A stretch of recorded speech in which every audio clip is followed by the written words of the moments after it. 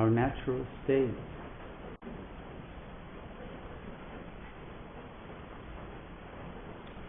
This pure awareness.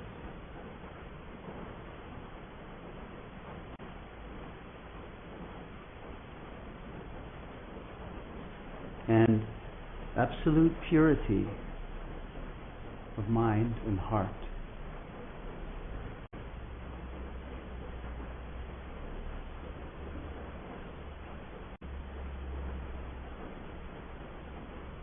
And thus a state of love-filled joy.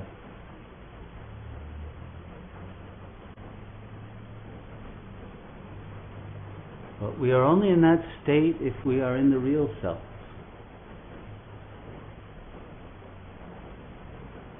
And the problem for human consciousness is that a false self has intervened to disconnect our consciousness from the real self.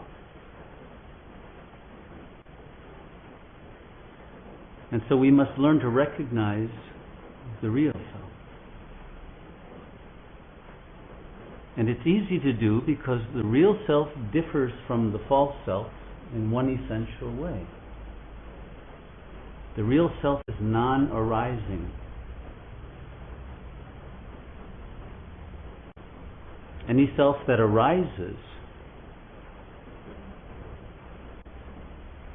as an object, as a sense of being a body in the world, as having emotions, intentions, agendas, and relations in duality with others, is the false self. The real self is non-arising, and from the perspective of the false self, then, the real self does not exist, because it doesn't arise. It's unborn, it's unmanifest. And yet what the real self knows is that it's that which arises that does not really exist, is not real, because it's fleeting, it's impermanent, it's in constant change, and it's constantly fragmented. Different emotions, different attitudes, different thoughts, contradictory, conflicting feeling and cognition states. Whereas the real self that's non-arising is eternal, unchanging, immutable, untouched by the chaos of the false self.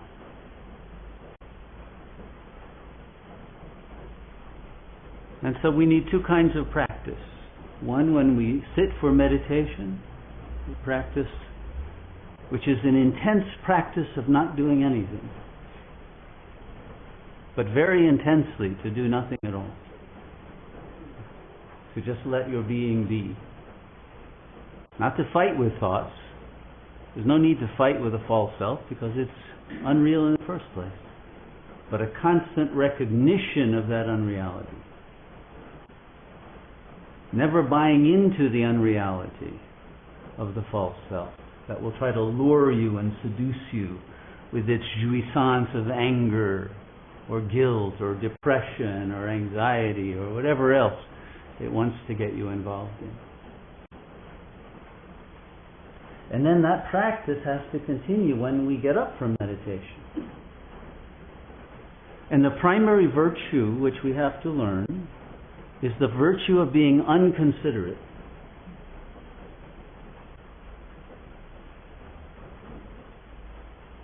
That doesn't mean inconsiderate.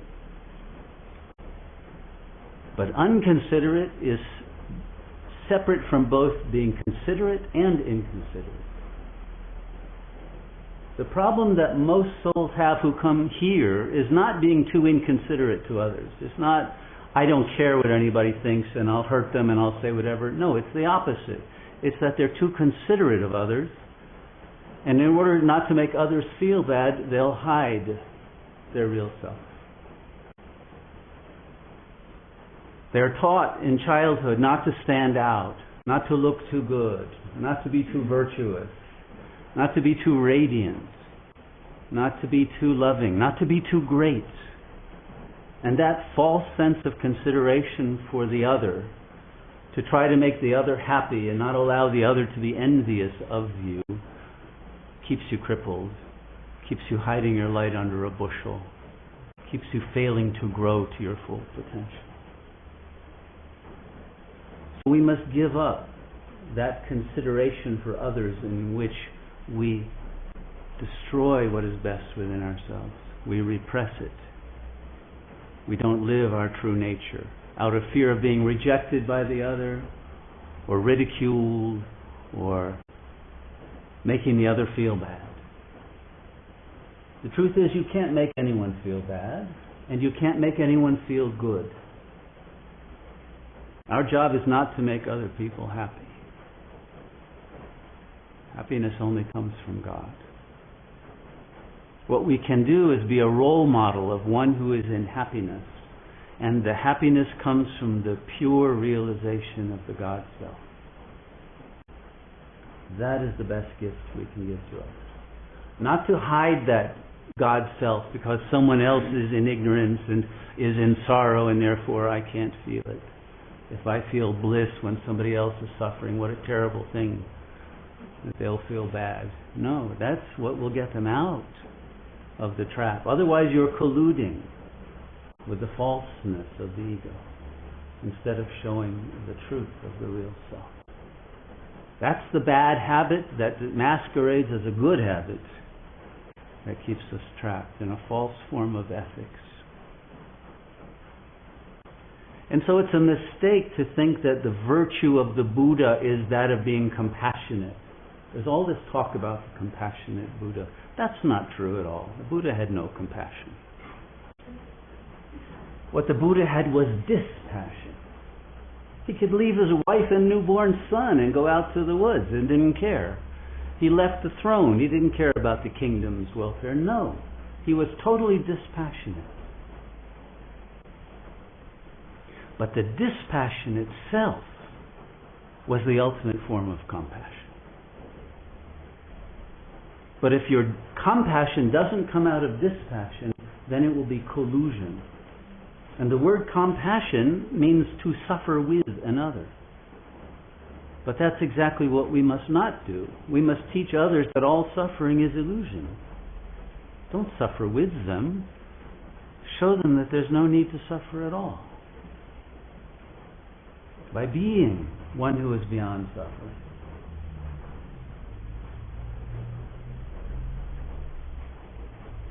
And so it's this enmeshment and codependence with others that cripples us.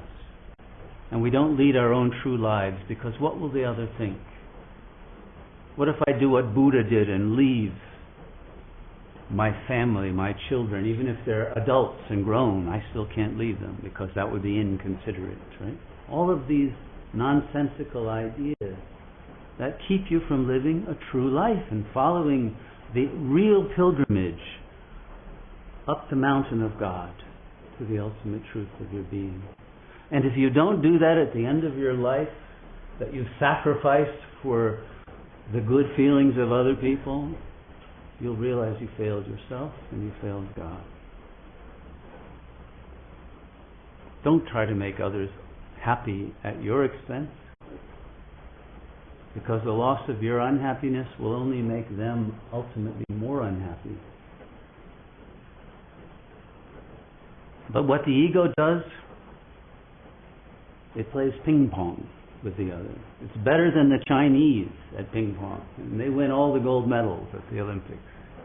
But the ego is far better than any Chinese player, and the ball that is mostly used is guilt. I'll make you guilty, you make me guilty. Wham!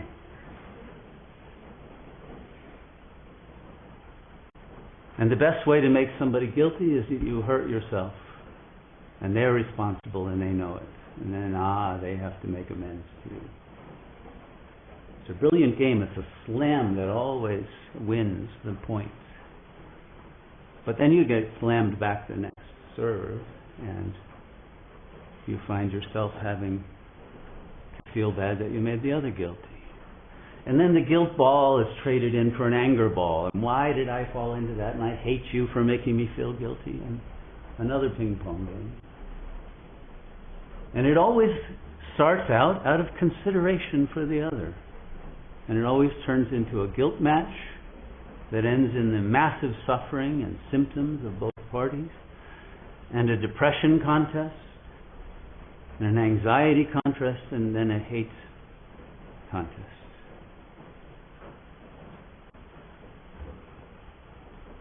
And so non-duality is the refusal to play ping pong with the other. To live your life and let the other be free to live theirs.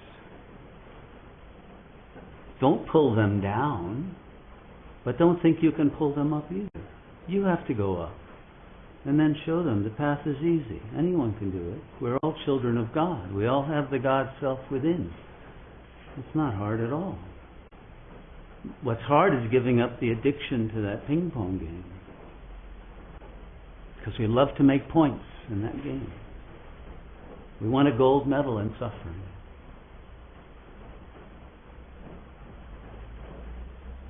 And the only way out of that game is to be in the non-duality of the self. That is completely unconsiderate and uncaring about how others react to you.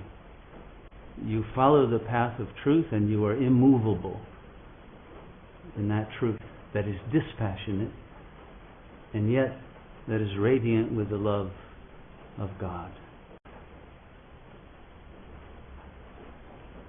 But recognizing that you're not here to be the God for other people, you are here to see the God in them, and each of us must awaken to our own God self. That's our primal responsibility, and that's what we should have learned in our education, and what we must learn now if we haven't learned it before. Or we will never come out of dukkha, out of suffering, out of ego pathology.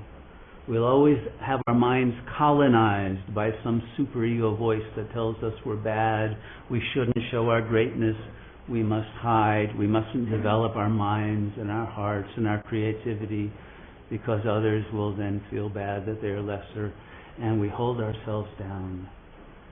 And by doing that, we hold down the kingdom of heaven itself. It's time to let go. This is the original sin of the ego, and it masquerades as a virtue, and it blocks us from living in the bliss of the God self. Does this make sense to people? Yes. So tonight, free yourself from compassion.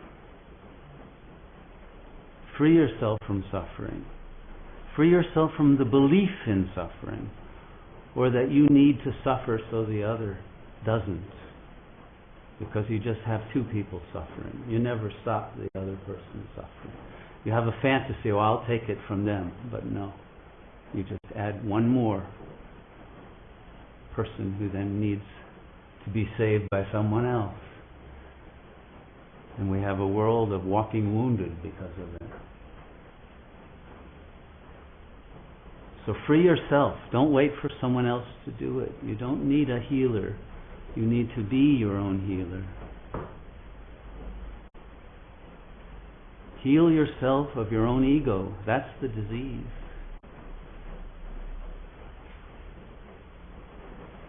And then you will realize your perfection and the infinite creative power that will emerge from you when you're not afraid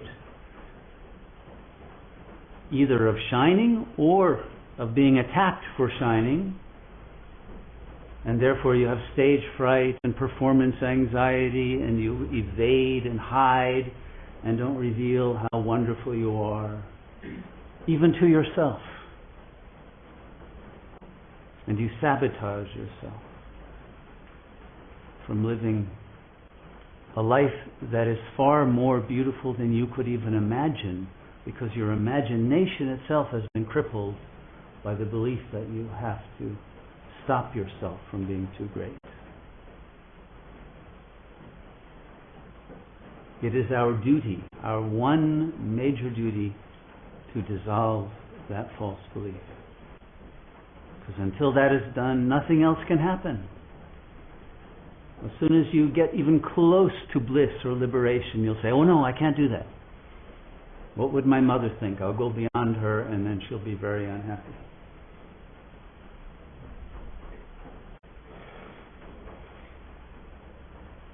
No, we must not let anything stop us from the attainment of the infinite self. And then we will be considerate of others, but we will be considerate without colluding. Because we will be coming from a place of love that doesn't have a repressed hatred because we hate ourselves, and that will then come out. Because we haven't blocked ourselves from our true potential. So once we have settled this, nearly all of our karma will dissolve, because it's all attached to this primal complex of self-limitation.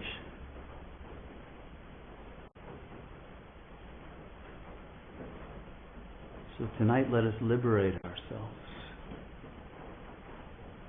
from considerateness that's based on the ego, and consider only the God self and the natural expression of that God self as joy and bliss and peace and silence and pure presence that needs nothing, is beyond desire, is beyond fear, is beyond all egoic impulses.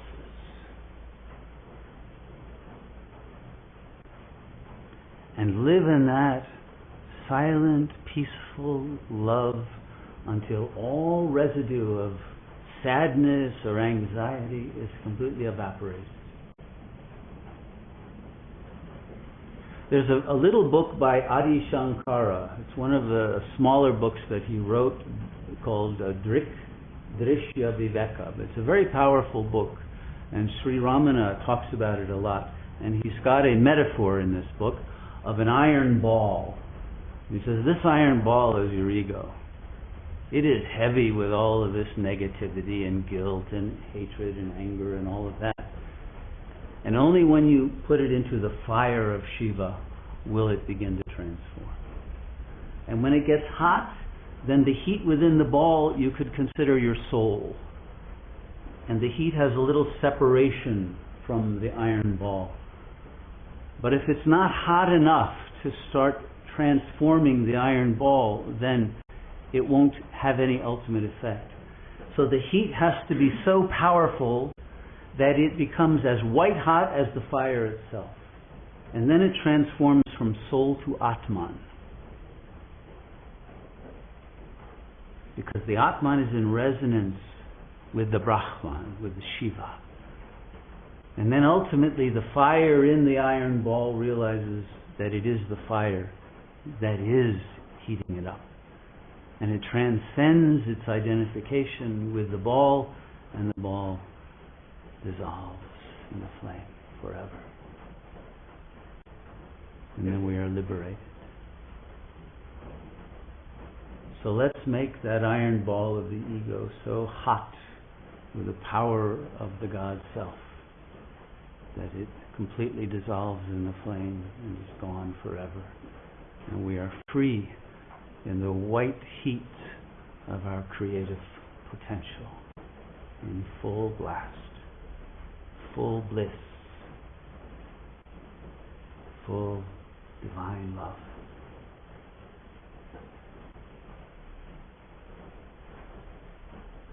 Let's meditate.